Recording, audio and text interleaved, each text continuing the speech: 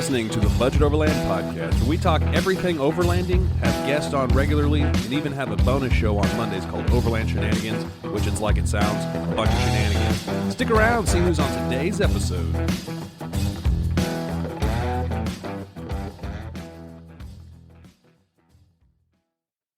Ladies and gentlemen, welcome back to another episode of the Budget Overland Podcast. I'm your host, Benji, and today's episode is kind of monumental. It was fun. It was different, and hopefully pro, noob, in the middle, hopefully you guys will all gain something from today's episode. So I had three guests on today. I had Ed, I had Eli, I had Brian Gentle on. I've had Ed's 15 plus years experience with this. Eli grew up doing this with his dad. Brian's been at it for a little over a year now, and he's been on multiple trips with me. And we've kind of collaborated and just talked about, the differences of cheap gear versus premium gear. What can you skimp on? What can't you skip on? And this is real life information, real life, incentive for them to take some time out of their week to come onto the show and tell you, hey, this is from my learning experience. This has worked for me. This hasn't worked for me, blah, blah, blah. But anyway, we have a good discussion. I think as the show progressed, I think we all kind of fell into a groove of talking, and I feel like the collaboration was just there. So bear with us at the beginning. As we find our footings, we actually had some very good discussions. So before we get into today's episode, I want to also mention that we are at 80 reviews over on the Apple Podcast. And once we get to 100, we're going to do the Super Swag Pack giveaway, which would be a custom one-off t-shirt, multiple stickers, Budget Overland stickers, maybe a patch, and maybe a hat. I say maybe on those because I've not ordered those, and those are pretty expensive to order. So bear with me. Go over to the Apple Podcast, look up Budget Overland Podcast, scroll down to the bottom, and leave a review. It goes such a far way because that's kind of their algorithm host. It's the whole thing. It doesn't matter if you listen to us on Spotify or any other podcast platform. That's the main big daddy hub, whatever you want to call it. That's the main jam. So that's where they get all the statistics and everything, and that's where they push out the content. So it really helps grow the channel. Another thing is, if you guys haven't already joined the Facebook Budget Overland Facebook group, go over there. It is a private group. You have to ask 3 questions to get in. They're not hard questions, but if you're a robot or somebody that has broken English or something, you're not going to be able to get in the group. So anyway, go over there. And also, I'm trying to grow the Instagram channel just a little bit. It's primarily random crap that I'm doing. So go over to Instagram. It's at budget_overland_official. So go over there, give me a follow. I post random crap, like I said. So anyway, another thing you guys can do is go over to budgetoverlandportal.com. As of right now, there should be at least more than 3 stickers available for purchase. One of them, however, being a one-off limited edition sticker, the Budget Overland sticker. That is almost sold out. As of today, we've probably got about 36 left, and they are flying off the shelves. So go over there, pick up the last ones. Once those are sold out, they're burned. The mold's burned or broken. We're never going to do it again. Same thing with probably all the other stickers. Once they're kind of gone, they're gone. I like having creativity, like the creative authority to like have 50,000 different Budget Overland stickers. I think that's excellent. And, in 10 years from now or 5 years from now, people can look back and be like, I got the OG, whatever. Like, that's still cool. So like the old logo that I don't even use anymore because I can't, that is going to be like a collector's item. Budget Overland with the 3rd gen. That's a collector's item. It's just like that's a nod of the head. You go through an overland rally and someone's got that sticker on the cup. I'll see you. I'll go buy you a drink. Yeah. Anyway, I like to ramble. So let's dive into today's episode. All right, guys, in studio, I've got Brian Gentle, Ed, is it Geeson? Geeson, yes, sir. Nice. Geeson on the first one. And Eli Sturgeon. How are y'all doing? I'm good. Doing good. Doing well. All right, you guys seem very energetic this evening. How are you, Benji? You have no idea, dude. You don't want to know how I'm doing. I'm doing great. But you guys have no idea why you're here, and I posted something on the Facebook, the Budget Overland Facebook group. Who wants to come on the show and not knowing what we're talking about, just commit to coming on, and then finding out what time? So anyway, we're all here. We made it work. I appreciate each and every one of you guys for coming on. So before we jump into the hot topic, which I'll tell you guys what the hot topic is, I want you guys to introduce yourself. But before we do that, I will tell you what the hot topic is. Cheap gear versus premium gear, and what gear can you skimp out on? And a lot of people get it really confused. I think we're going to have a great discussion. But let's just real quickly tell a little bit about yourselves and how you came to be on this podcast. So, Brian, let's start with you, and we'll work over. Brian, you're muted. Alrighty. There you go. So I'm Brian Gentle. I've been with the podcast once before, been wheeling with Benji a few times, so a lot of times I'll do the drone videos and whatnot, but I've been wheeling for just a couple years now, 1 year by myself, really, in my truck, versus just riding along. So kind of getting into it.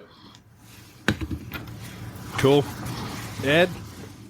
Ed Geeson from Wichita, Kansas. I've been camping since I was in Boy Scouts. Started hanging around with Jeep people about 15 years ago. Really started overlanding pretty hard about 10 years ago. So nice. Used it as an excuse for my boys and I to get out of town.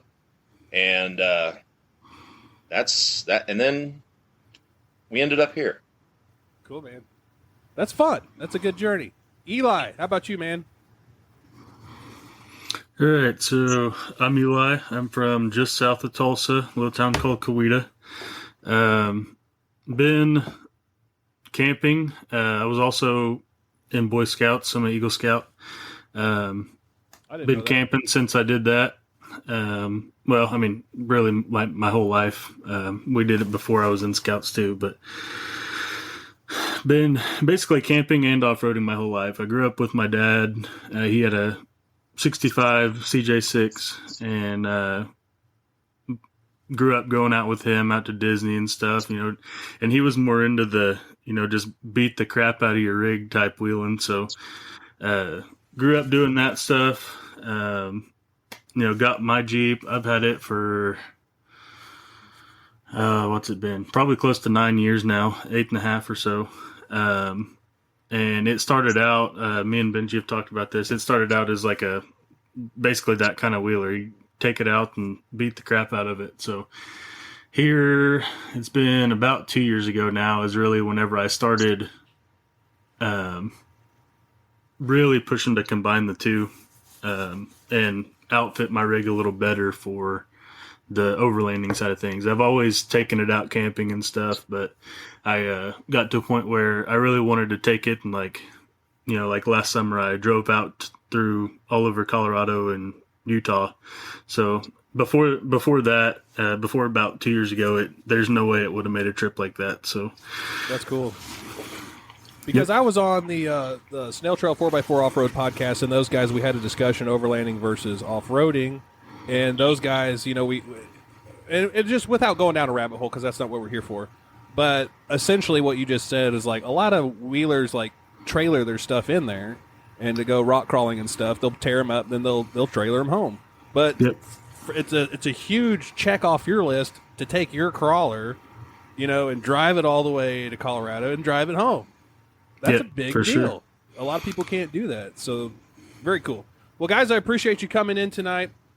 And we're gonna keep this episode hopefully around 30 minutes to 45 minutes. Nothing too long if we can talk that long. I'm sure we'll find something to talk about.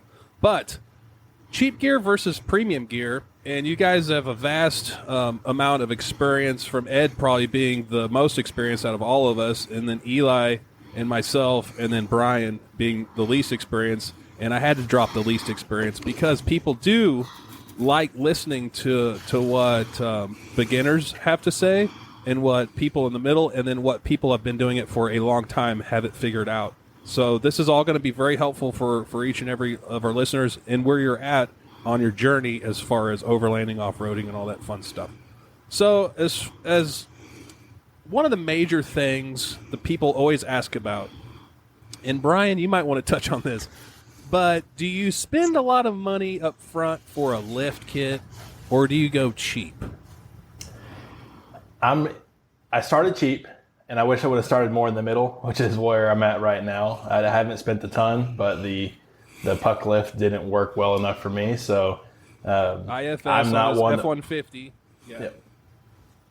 An old 06 F-150. We started with just a puck lift and a level kit, basically, and ended up breaking a couple axle boots and whatnot. So I was told today I say whatnot a lot, so now I'm going to hear it every time I say it. I went and ended up switching it out with, I can't even remember the brand, but a pre-built strut lift that has been doing just fine since then. Yeah, he's got adjustable front struts. I think it was Skyjacker, maybe. Something like that. But it was something with was it a 4 or 5 position different, ride comfort? Like 9, but that's insane. I don't know. Yeah. I'm like, what is that? What even is that? I'm rocking old man emus over here with heavy duty springs, and I'm getting bounced all over the place. All right, cool. Anybody else have an input as to cheap out on lifts or spend the money? Well, for me, I went cheap initially on my Grand Cherokee, just went pucks and that kind of stuff. Ended up at 4.5 inches with full adjustable everything on that thing. And now I've rolled back down to an XJ with 2.5 inches of lift. So, I've gotten out of the rock crawling so much and more overlanding, and you just don't need the monster lift to get out and enjoy the world.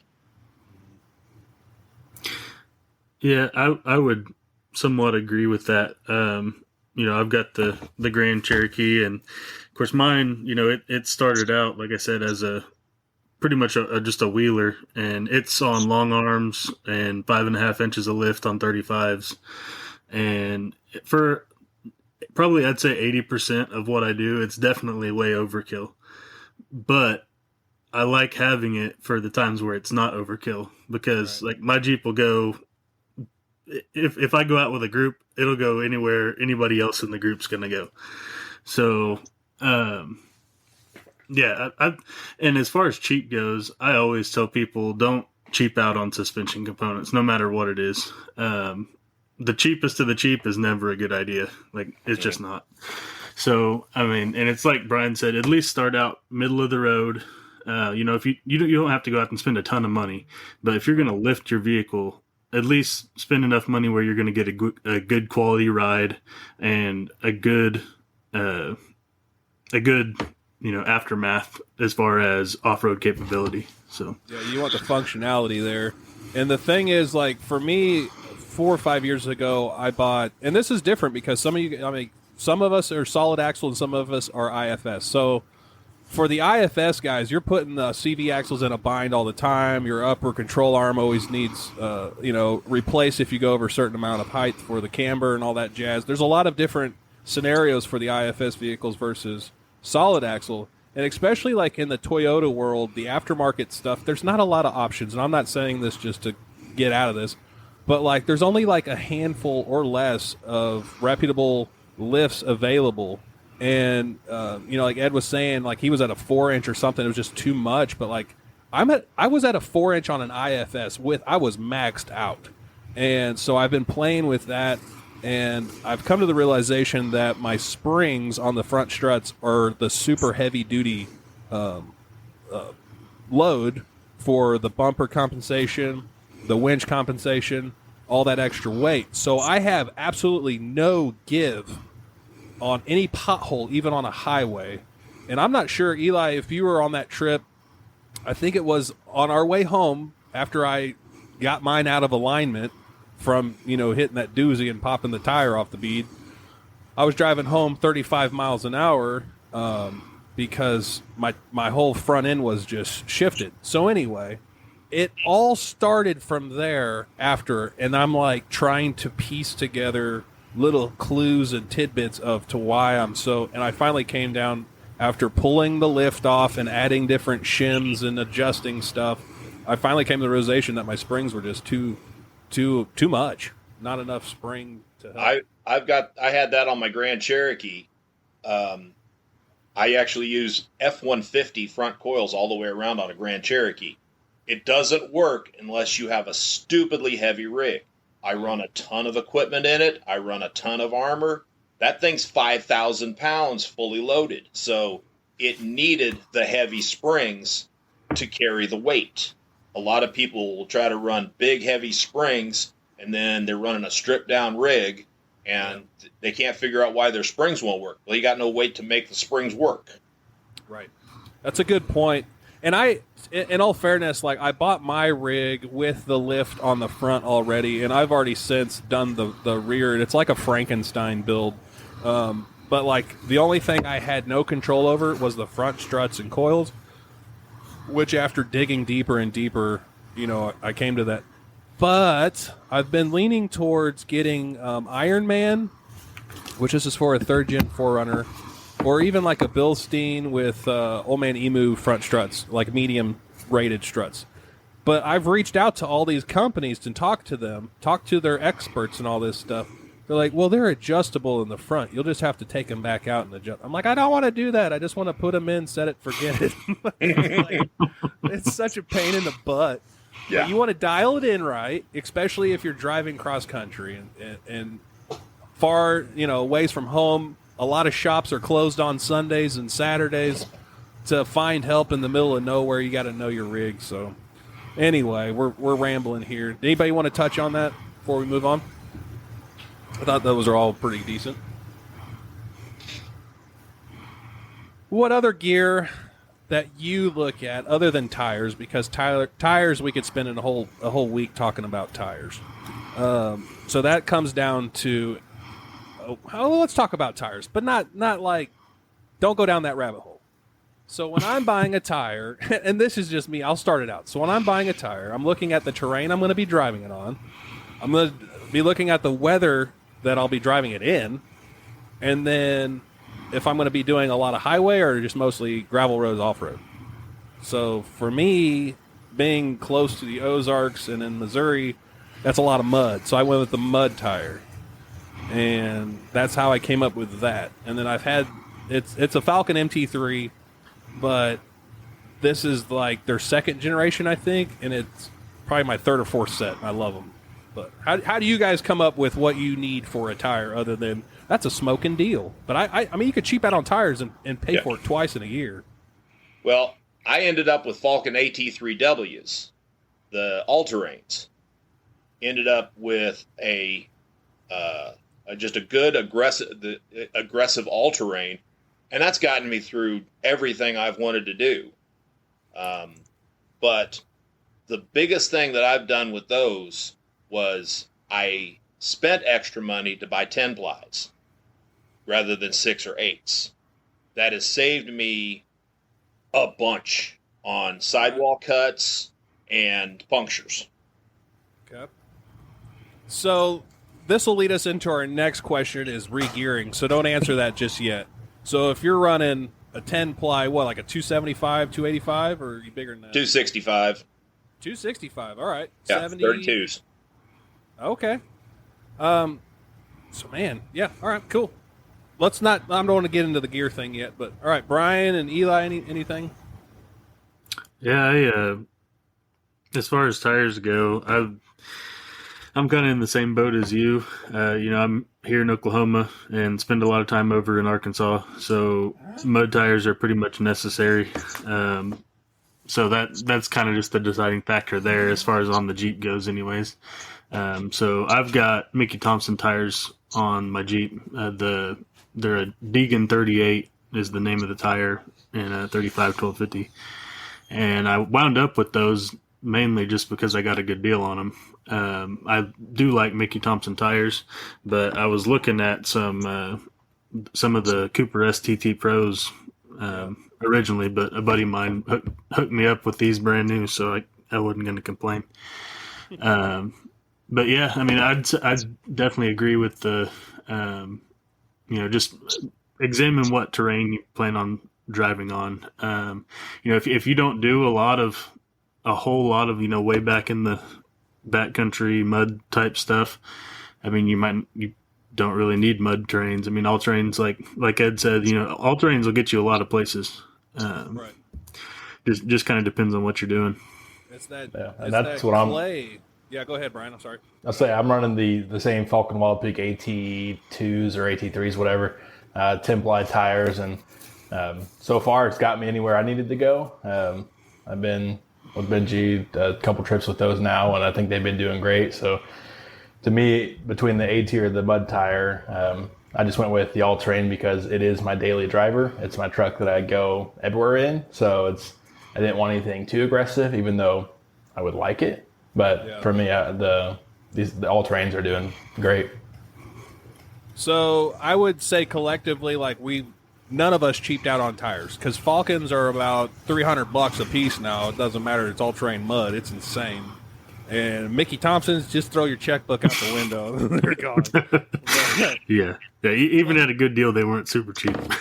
But I'll say this I get caught up with a lot of things, but if you're running a mud tire, and you guys could chime in here, but I always tell people to rotate a mud tire every 3,000 miles just because you don't want that weird cupping or your lugs to wear differently, because you're going to buy another set real quick, because that's going to cause a ton of vibration at highway speeds, and then eventually you're not going to notice it. So whenever you're changing your oil, rotate your tires and do it the correct way. Look up how to rotate your tire. If you don't know, it'll tell you the pattern to do it. Do it every 3,000 miles. You'll save yourself. And, yeah. And do you have a 4-tire rotation or a 5-tire rotation? A lot of us have 5-tire rotations going. That's a good point. Yeah, because you don't want to put a brand new tire on some that are 40% tread and throw off your whatever. Cool. Good point, guys. So let's go into, I don't know. This might not be too entertaining, but re-gearing. I mean, I'm pretty sure Ed and Eli are re-geared. Brian, I know you're not. I'm re-geared. What factors play into that, and can you cheap out when you re-gear? You're going to spend money re-gearing. If you don't know how to do it yourself, you're going to pay somebody several $100s to do it, and it's absolutely worth it. Oh, yeah. Most definitely. Yeah, it's definitely worth it if you're going to a significantly bigger tire, or if you're, hauling a trailer or anything like that. Or even if you just really load down your rig. I mean, every little bit of weight or, added drag, whatever, all that plays a part in needing to regear. That is probably something that I always say we're all on a different journey as to what we think's practical and not practical, what's stupid, what's not stupid. But I always thought people that would re-gear is you don't need to do that. Why don't you just put a locker in? And until I did a couple years ago, I'm like, holy smokes! You're turning those 33 10-ply mud tires now. It's not a race or a power planning. It's just you feel that the push that you need. And then talking to Baker and stuff, he re-geared his Tacomas, 3rd-gen Tacoma, to 529s solely to pull his trailer to where he's not straining his transmission or anything going up and down them switchbacks in Arkansas. So there's a huge factor if you guys are having a problem with your throttle response or just sluggish driving, and you've got bigger tires and stuff, consider doing a re-gear. And you're going to notice it significantly more when you're off-road. It's just amazing when you can make a vehicle crawl versus trying to speed up and hit every giant crevice or boulder that's in your way, because you're just going to ultimately tear up more crap. So if you could slow crawl and make it, that's your ideal. That's what you want. You don't want to be hitting stuff, 5 miles an hour. Yeah, and one thing to keep... Good. Re-gear does not mean buying new gear. I thought you're going to talk all right, which tent did you go from to which tent did you go to? So I'm not a car guy. I'm new to all this. Differentials, and you could do your transfer case gears, but I'm talking your diff gears. So your front and rear diffs. Primarily, if you look at your door, I don't know anything about Jeeps, but like for a Toyota, you're typically a stock 410, 430 year, and then you could grow. But I know like the Those low 410s radios. yeah, exactly. So it, like for the Jeep community, it's a little different. So Well, My Jeep had factory 355s. yeah, my Grand from the factory had 373s, which is down in the basement. Now I re-geared to 411s, and I could have gone to 456s very easily, but I didn't want to re-gear my rear end and my front end. I happened to get a rear end that was already 411, and I just had to make the front end match. are the rear housings different, or was that? Just I changed the whole rear end. I put a Ford rear end under it. Oh, okay. I did an 8.8 upgrade to get bigger axle shafts, Wow. bigger carrier, basically 80% stronger rear axle. Cool. So, Nice. Anybody want to talk about gears anymore? Let's move on to the stupid stuff of,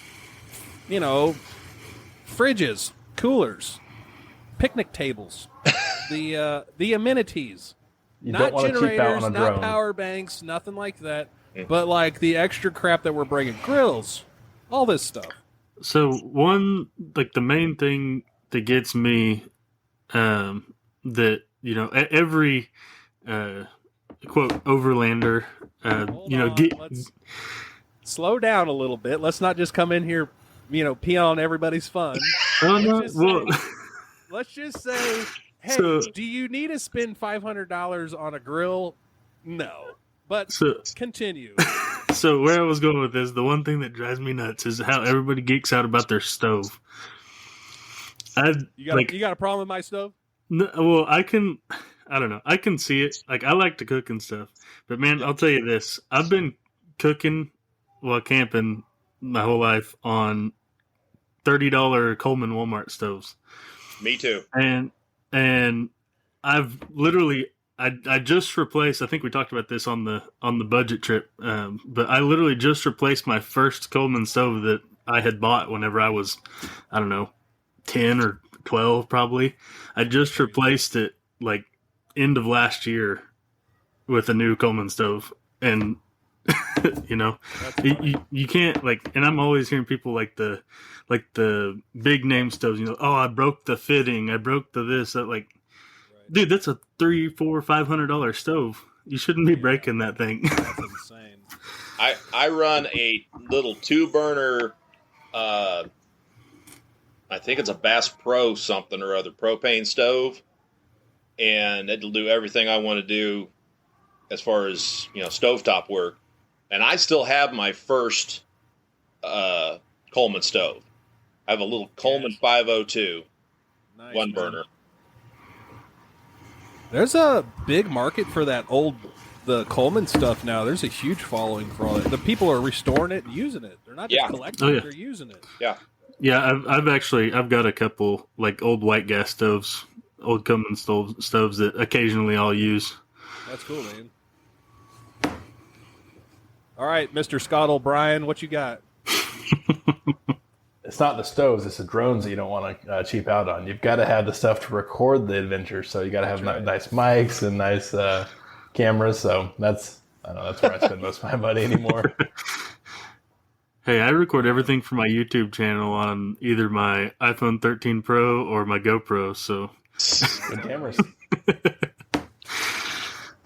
I just take Brian with me, and he'll fly all his fun stuff for me. All right, guys. So let's go into recovery because this was one of the main topics, like snatch blocks, ropes, cable versus synthetic line. What are we talking about here? If we want to break it down specifically on what you could cheap out, not cheap out, D-rings, whatever. Let's talk about that. I think a major thing to say here is it all depends on the capability of your rig. So it's like my rig, for example, it doesn't get stuck in very many places, and I don't carry traction boards or any of that stuff because if I get my Jeep stuck, a traction board's not going to help me. I'm going to need that winch. So I've got the 12,000 pound winch on the front, and I carry a snatch block, 4 metal D-rings, not soft shackles or none of that, just metal D-rings. And then I've got my tire kit, which has the plugs and the whole puncture kit. I've got my tree saver strap, because you never want to just, choke out a tree or whatever. So tree saver, and honestly, that 90% of the time, unless I'm going way away from home, that's all I carry recovery wise. So I want to step in here real quick, because a lot of people don't understand this tree saver stuff. So a tree saver is essentially just a strap that goes around a tree that you could put your snatch block or whatever in there. And what it does is, back in the day, a lot of the cable lines, and I'm still running the cable line on my winch. So those guys would just throw that cable around the tree, loop it over, and they'll just use it, to pull. Over time, on these busy trails and stuff, it's going to kill that tree. And we're all trying to educate everybody, tread lightly, don't tear up the trails, you get it shut down, all this blah, blah, blah. Mm-hmm. And so there's all these different tools and stuff. So if you're curious as to what any of this stuff means, simply just reach out to any of us on Facebook or Instagram or whatever, and just ask these questions. We weren't born with this knowledge. We've been out here doing it to where we gain this knowledge, and we want to share it so you guys could go wheel responsibly. So anyway, Eli, for sure. And when talking about the tree saver thing, I just want to throw in here, because I've been on trips where people have used them incorrectly and totally defeated the purpose. Whenever you use a tree saver, basically a tree saver is a short section of strap with a loop on each end, basically for you to put your snatch block on, or you could directly clip to the 2 ends and winch from it. I've seen multiple people where they'll loop the one end through the other end, where it's choking the tree, and that's the whole point of using a tree saver, is to not choke the tree. So put it around the tree and use both ends in your D-ring. And you also reduce the capacity of your tree saver by doing that. Instead of having it in pulling on both the ends, you actually reduce the capacity of your tree saver. Echoing what Benji said, what you really need to do is, when you buy equipment, regardless if it's inexpensive or expensive, become educated about your equipment. Know what your equipment is capable of. Know what it's not capable of. Know where the limits of that equipment are. I've seen a lot of guys that have top-rate equipment, don't know a thing about running it, and they can't get out of their own way on the trail. Whereas you get somebody with mediocre equipment but knows how to use it, they're out of there. Exactly. Mm-hmm. And that goes towards the trip with Eli, and that was the Overland Shenanigans crew. That was about 10 of us, which was a lot for me, and I think we had a fantastic time. But how many high lift jacks failed? 2 high lift jacks failed because the springs were rusted. Yeah, the pins were bad. Yeah, that comes down to gear not getting used enough. Yeah, exactly. Yeah, maintenance. That's right. So that, and then also, I'm not going to throw any names. Let's call him Gerald. He was putting my winch line back in, and remember this, he wasn't going back and forth, it just went straight in, so it got in a bind. Yeah. Oh, old cocky Benji over here, he never gets stuck, he never needs his winch. A couple weeks later, I was down in the Ozarks, and Mr. Brian over here decides to drive into a giant mud pit. Allegedly. Gets stuck. Allegedly. So, hey, I'm right behind Brian. Let me just get my winch and hook up to him. Well, I drag him backwards, no big deal. My winch was in a bind. So my whole spool was it was a mess, man. But yeah, that goes towards what Ed said. Make sure your gear's usable. You know how to use it before you leave the driveway. Because you're going to be out there. It's going to be 1 o'clock in the morning. You're going to be tired as heck. And you're just going to be mad. And then when gear doesn't work and you don't know how to use it, that's when people make stupid decisions. And you'll see them on date night or Dateline, whatever it is. Yeah. Search and rescue time. That's right. All right, guys. Well, this is fun. We're about 30 minutes. This is a bit longer than I was wanting. I mean, not wanting, expecting, because it's kind of hard to do this kind of stuff on the fly. Is there anything that is there anything that you guys want to touch on that I've kind of overlooked or not said? Well, you were talking about refrigerators and coolers and stuff. Yeah. Okay, Coleman was founded right here in Wichita, Kansas. So I love my Coleman gear. So super cool. I've run a ton of Coleman stuff over my life. And I saw guys with, the Arctic and the Yeti coolers and all those high-end coolers. I never had one, never wanted one. Had an opportunity to get one cheap about 3 years ago. I bought a Canyon out of I've heard of them, out of Arizona, and they're based in Flagstaff, and that thing it changed my cooler world. As far as there's a big difference between I'm going to throw a bunch of sodas in this thing for the football game, and it'll be done at midnight tonight, versus I'm going to be out for 3 days straight, and I want to keep my half a gallon of milk cold. There is a huge difference in them.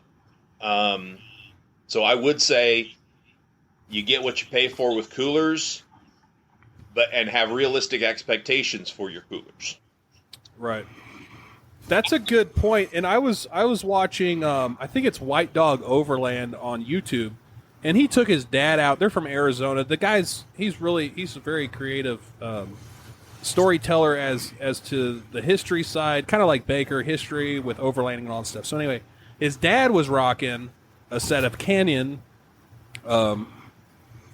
coolers, and he had like one of their first models, which was like a little one, and then a bigger one. He's like, they've been out for like 5 days, and he picks up something out of here. He's like, this is still frozen, and it was 5 days out in Arizona, and I'm like, that's pretty cool. That's a cool testimony. Go ahead. I had meats. Now I don't know if you guys went to the Big Iron Rally last year down at Big Brutus. It was crazy hot. It was stupid hot. Stupidly hot, yes. And I still had frozen stuff Saturday night in my cooler. So that was so hot. When you tell me, let's go camping in June, late June, early the July in Kansas in a giant field with no shade, I'm out. That's why September. Luckily, they moved it. Yeah, they moved it to September, right? Yeah. So it's like, I'll take 20 degrees less. Golly, that was so hot. It was got in the ridiculous. car and went to Dollar General because they had like a huge walk-in freezer.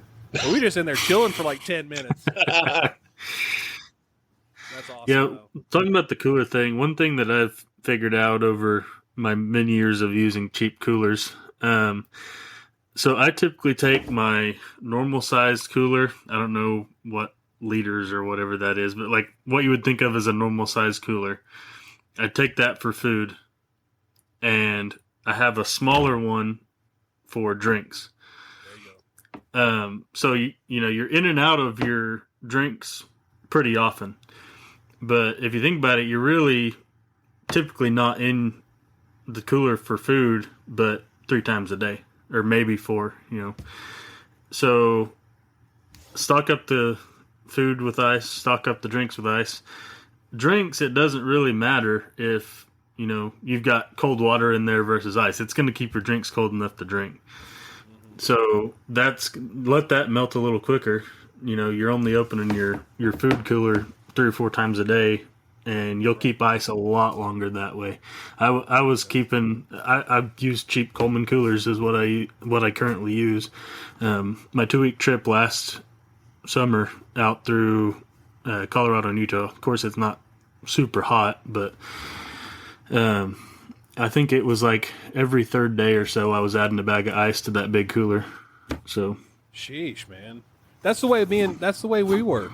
We had multiple coolers. A Coleman, we had one of the Ozark Trails coolers, and there's nothing worse. And you're wasting money by having soggy food with your ice water.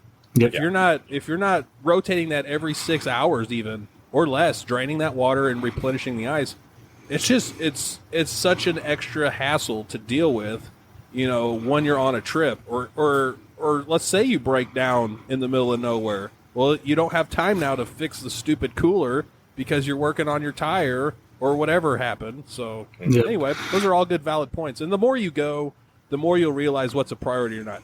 You don't need a $500 cooler. What you do need is probably a $10 thrift store cooler that you could go buy, and then you'll probably get some use out of it. Give it to your buddy when he gets into this overlanding thing, and then you evolve to the next thing. Whether it be a fridge or a high-end cooler, it doesn't matter. You'll learn. Yep. So go ahead, Ron. I was switching a little bit to a tent. Because when I started going with Benji a couple years ago, I would just bring a small backpack tent that was a little 2-person, and it worked. And I'd just throw it in the bed of my truck or on the ground, depending on how the weather was. Recently, I bought a Gazelle T4 used off of one of the local marketplace deals, and I haven't taken it on a trail yet, but I've camped in the backyard a couple times. And to me, that's one that it's an upgrade that I've enjoyed. One, because I can now get my kids involved, but two, it's a lot more comfortable standing up, getting ready in a tent that I can actually stand in compared to standing outside. Well, in Brian's defense, Brian's just not out camping in the backyard by himself. He's not that kind of guy. What he's doing is he's trying to get his kids involved, because they've never done this. And he's doing an excellent job. This is the second time you all have camped, not consecutively. It's been a couple weeks, and then you're like, all right, let's go camping again tonight. Getting them conditioned into that routine. And hopefully here soon we're going to be going to Arkansas or even somewhere in Missouri here that's not too far away from the house in case we do have to go home. But I think you're doing an excellent job as a father and someone trying to condition their kids and making them comfortable to get into camping. And people always ask, how do I get my wife? How do I get my kids camping? This is how you do it. You go in your backyard. You have all the amenities. You've got a shower. You've got a bathroom inside. If you really have to throw in the towel, you got a bed. So you got to keep them comfortable. Yeah, it's that's the whole reason why I have a rooftop tent. I spent my whole life tent camping in mostly cheap dome tents or little A-frame tents, whatever. Basically, mostly by myself. Well, once I decided to get trying to transfer the Jeep over, do more longer trips and stuff, not just little 1-2 night things here and there. I wanted to get my wife involved, which she'd been camping with me plenty of times before that, but I wanted to make her as comfortable as I could, so went ahead and made a trade with a guy I know on a rooftop tent, and the rest is history. So does she enjoy the rooftop tent? Oh yeah, more than a ground tent. Yeah, well, and now that it's not 7 feet in the air on top of my Jeep, I'm sure she'll like it even more. So because that was her only complaint, is climbing all the way up there, because you know how tall my Jeep is. It's up there. I always did ground tents, and I could never find a flat spot. I always had a rock in my back. Got sick of that. I home built the redneck rooftop that I called it. It was a dome tent sitting on a platform on top of my trailer, and I camped it for about 5 years. Wow! And about 2 years ago, I had an opportunity to buy a rooftop off of a closeout deal. Got a screaming deal on it, and and I became a rooftop owner at that point. So, and from I wasn't a big fan of winter camping until I got this rooftop and a diesel heater. Now, let's roll. That's another season. That's another 90 days plus of camping. Yeah. That's insane. And for all you all sitting at home in the middle of winter watching us on YouTube go out there and do this stuff, you can do it too. Mm-hmm. Just get you a nice... You don't need a rooftop tent. Get you a $150 diesel heater or less, and get you your $40 make sure it's the winter camp or tent, or it's just gonna go in one side and out the other. But anyway, it makes it a lot more comfortable. And that's kind of the same thing, Ed, for me is like we got a smoking deal on our rooftop tent. My boy's 5 years old. He would always climb up into my buddy's tents, and me and my wife are like, let's just buy one. Then this deal presented itself to us, and we're like, let's do it. So I think they're fun, and especially like for most of us, we camp a lot, and we could justify it. I think this year alone, I've already been out maybe 10 or 12 times, 12 nights, which doesn't sound like a lot now that we're in January, but buddy, we're about to hit it between summer, which I'll be honest with you, I'm not going to be out in the tent in the summertime. I'm going to be more in the hammock, and then this fall and winter, you bet I'll be out there camping almost every weekend. Yeah. The first year I had my rooftop tent, I think it was 43 nights in that tent, and I thought that was pretty good until I got to talking to Kelly and how he had like 110 in his or whatever. Yeah, but you said 43 nights? Yeah. All right, 43 nights times, let's say, an average $200 a night hotel, and I'm sure you can get one for $100. You can get one for $400, but let's say $200 a night, $8,600. You got your money's well spent. Like, oh yeah, and that's if he didn't get a really good deal on that tent. That's right. Paid full retail. Justification. That's right. Still saved money.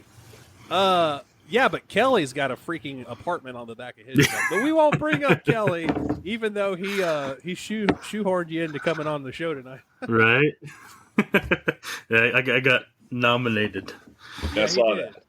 All right, let's throw Eli under the bus here. Yeah. All right, guys. Before we head to the exit door, is there anything else you guys want to talk on, or anything that I've missed on? I got a question for a lot of the overlanding group. Okay, so we try to be environmentally responsible, right? When I camp, I carry a 5-gallon water jug with me and drink out of a reusable cup that I wash on a regular basis. Yet I see everybody bring 500 bottles of water. And I'm kind of an oddball because I bring a water cooler with me. Right. So, am I just weird? Okay, don't answer that question. This is a good point, because whenever, and I'm the same way. I've got a drinking mug for my adult beverages at night, and then I'll wash that mug out and turn it into my coffee mug. And then when my coffee mug's out, that's a water mug. So I think that just comes with time and experience, but it's so easy for everyone just to go to Walmart and get a 24-pack of water for $4. Mm-hmm. So, and if you guys really, and I'm not saying you guys, I'm saying the listeners, or if you guys look around your house, look around your car, look at all this stuff that's plastic. When this stuff is broken, where does this plastic stuff go? They don't just make it, you can't delete it. They're either burying it or recycling it, and probably not a lot's getting recycled. So anyway, that's for future generations to worry about, right? We're having a good time. That's for people down the road. So anyway, I do the same thing. I've got my 5-gallon water jug, but the way I look at it is, if somebody wants to have water bottles, go for it. I mean, I'm not like an eco-freako person. As long as they don't wind up on the side of the trail and they wind up in your trash bag, I don't care. That's right. Yeah, I'm not penalizing anybody. I'm just asking the question. No, you're not weird. No, for what Ed wanted to know if he was weird. Ed, you're not weird. We are in your corner, bro. And, well, maybe I am weird. But we're all weird. We're all weird. But for my son, he gets a kick out of drinking water out of a bottle. So maybe adults get a kick out of drinking water out of a bottle. I don't know. Maybe it's a pure thing or something. Freshness. I don't know. Anyway, yeah, just as long as they're not trashing the place and throwing glass. Quit drinking glass out on the trails and stuff. That's me. We were somewhere a couple weeks ago on a creek side, and I like to walk barefoot sometimes. And I was looking down, there's broken shards of glass everywhere. I'm like, this is insane. But anyway, I don't want to go down this road. Anything else, guys, before we wrap it up? I feel like we've touched on let's say a couple cheap things you could cheap out on. I've got a picnic table, or not a picnic table. It's one of those plastic folding tables. Mm-hmm. It's a Lifetime from Walmart, $20. Mm-hmm. That's what I use. It's got the adjustable legs. I put my Coleman, or not, I don't even have a Coleman. I've got my Coleman 2-burner, but I've got my Blackstone that my wife bought. It's a 17-inch Blackstone she got it like for $50 at Walmart. And now I don't have to carry around pots and pans with me or anything. I just throw it all there on the scuttle or whatever and cook it up. And then I built my own little drawer system. That cost me wood, material, labor, whatever. We always shop on Amazon for goofy stuff. So like your Firefly lights, rechargeable lights. You could buy anything USB related on Amazon. Mm-hmm. But if you are genuinely looking for certain name brand specific items that are that you see in an overland video or somebody's using, go check out your local overland store, because those guys they're not making fists over hand for dollars here. But if we could support those guys, and I hate using the term small business or whatever, shop small or whatever, but there's not that many of them out there, guys, in this country. So if you could reach out to them, and most of them will offer free shipping too. So I'm not plugging anyone in particular or specific, but if you guys could do that as opposed to just reaching out to Amazon every time, it'll help them. And then those guys pour their money back into events and giveaways and all that fun stuff too. So. Yep. Final thoughts. I'm going to go around the table. I'm going to ask you guys each one question. So pay attention. Eli, what do you want to get accomplished for 2023? Just in general, or whatever. It doesn't matter. Anything. People know you now. Man, you put me on the spot. I mean, I've got a lot of things. I've got a lot of things that I want to get accomplished, but I mean, man. Okay, scale it back. What's one thing you want to do? What's one trip you want to take and just be like, heck yeah, I did that trip? Well, I mean, I'm leaving in. Yeah, I'm leaving in 2 weeks on another trip around Colorado for 2 weeks. So. Yeah. I don't know if that's what you're looking for. Thanks for. You just want to make it home from that trip in one piece, right? Well, I mean that's always. I drive a '93 Jeep. That's always on the list. But okay, it's 30 years old now, bro. It's 30 years old. Snap out of it. Okay, was that too hard of a question for you, Eli? No. God I just got a lot of things I want to do, man. I'm a busy guy. You need to take a break. I do need to take a break. I'm always doing stuff. It could be a 5-minute break once a day. A 5-minute break once a day will just make you so much better. All right. Anyway, we're getting all philosophical. Ed, and this is going to be a different question.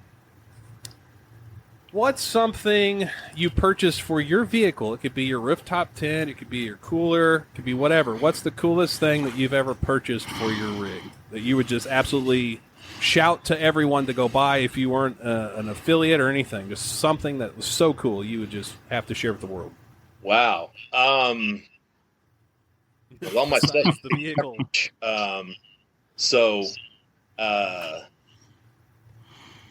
I'm gonna go with my newest purchase. Is really cool.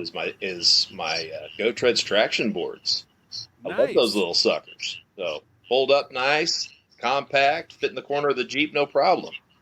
So, because on the small Jeep, I don't have a winch.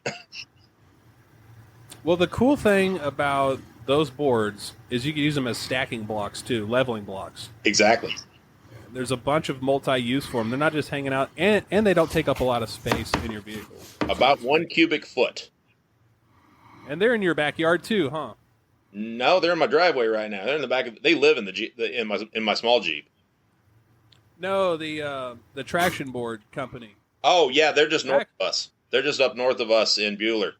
So they're actually the warehouse is here in Wichita. That's what I saw. I need to go to one of your guys'. Do you go to the Rigs and Coffee there at Wichita? Yeah. I need to come up there one weekend. I'm only about 5 hours away. That'd be fun. Yeah, first weekend of the month, first Saturday of the month. Starts about 10 o'clock in the morning. Who's the second one of the month? I don't know here. Kansas. Somebody else in Kansas. Maybe it's Oklahoma. I think Oklahoma. I think Tulsa's is the second weekend of the Okay, month. the first is at like Okie or no? That's Tulsa. There's one. Yeah, Tulsa I think is the second at Okie. I think I'd have to look again. I think.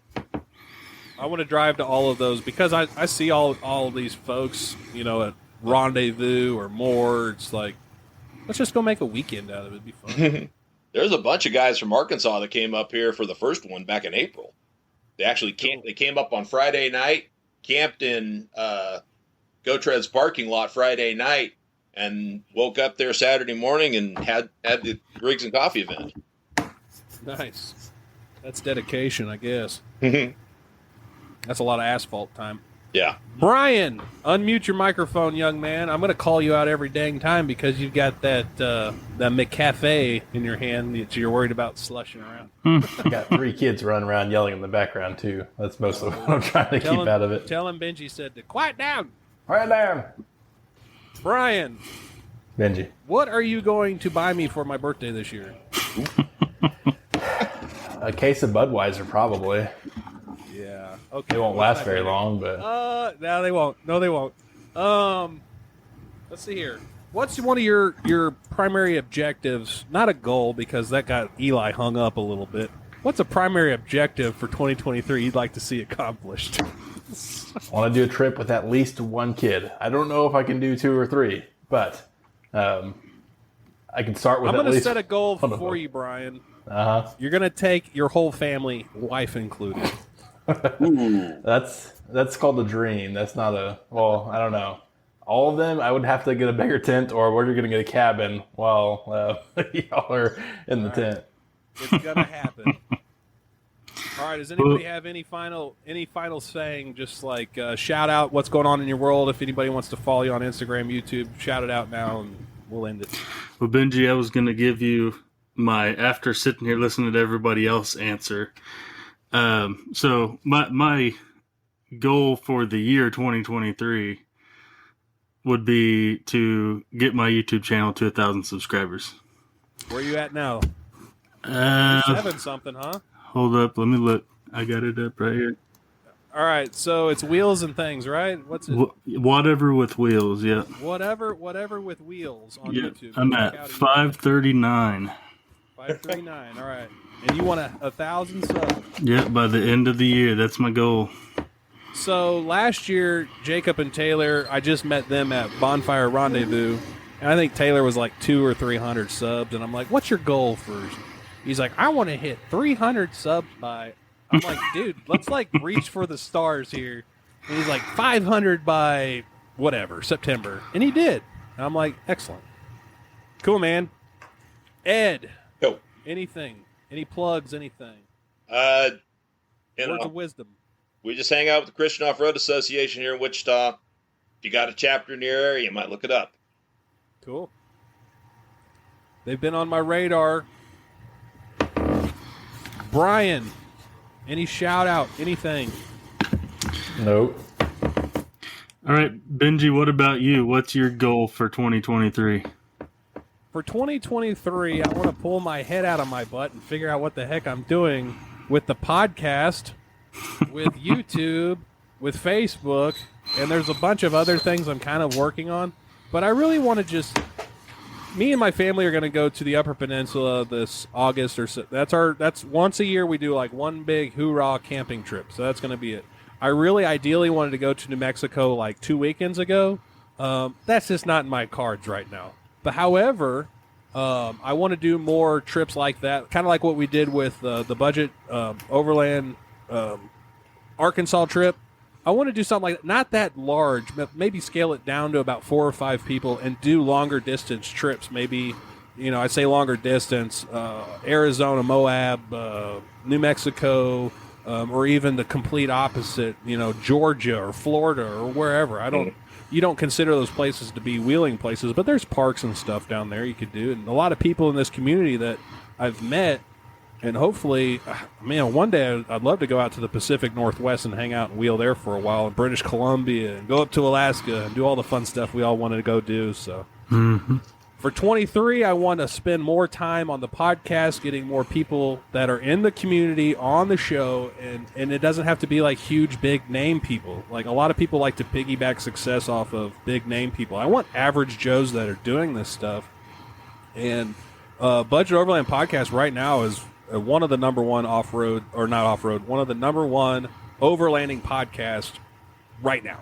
And that's a huge deal. And I think it's just because of the authenticity, the cool guests we've got on. You know, I'm working on the quality and all that crap. So, I don't know. We're getting there, buddy.